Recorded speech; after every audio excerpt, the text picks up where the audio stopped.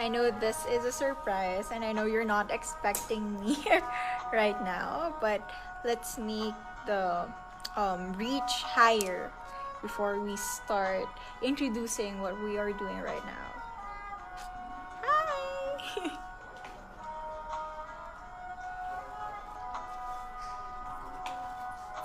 I'm having my hair done.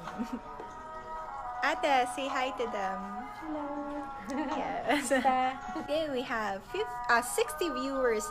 Hello everybody. Good afternoon from LA, from California. So I'm still having my hair done because we have an ongoing shoot right now.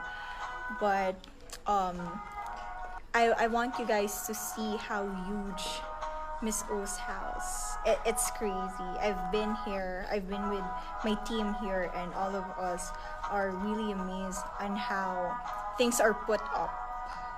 So, can you say hi? Okay, the viewers are rising. Sorry, that's my problem. I have plenty of baby hairs. At 24, I still suffer from baby hairs. No one's perfect, right? So Miss O is still inside. Later, after my hair is done, we're gonna go inside and I'm gonna let you see how beautiful her house is. Sabi ko nga, Miss O, ampunin niyo na lang po ako. Sorry, mama. I'm just joking. Baka magtampo yung mama ko dyan. Sa Iloilo. But, you know, ang ganda talaga. They also have, how do I flip this? Meron pa tayo dong private pool behind. O, diba? And as you can see, yung view natin, sobrang ganda talaga. I don't even feel like I'm working right now. Para lang akong merong mini vacation. So, in the coming days, I will be flying to Florida. Secret lang muna kung kailan. Pero the Miss Universe is really fast approaching. And I really need to prepare because it's gonna be like my moment to shine. I've been waiting for this opportunity to represent the country and it's finally happening. Oh, ang dami nating viewers. So,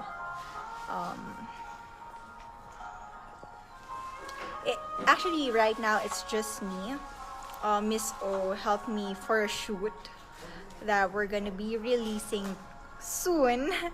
So I'm very thankful that there's a lot of Filipinos here in the US who's been helping me big time with the place that I stay, with the car that I use, you know. It's things are better now because up until this moment we practice the spirit of bayanihan, which is a good thing. So I know it's not just me, also the former Miss Universe Philippines have experienced the love and support of Filipino community wherever they are. And I'm thankful na sa US siya ginanap. It's because mas maraming Pilipino, mas malakas yung suporta, mas lalakas yung laban. Sorry, hindi ko nababasa yung mga comments, pero let me check. Yeah. Anong oras na ba ngayon sa Philippines? 8 a.m. Oh, good morning, mga kababayan. Very OFW yung laban natin ngayon. What can you say about my hair?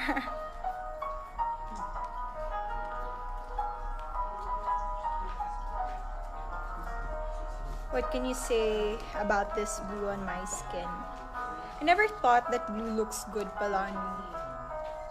Kasi I have like a tan skin.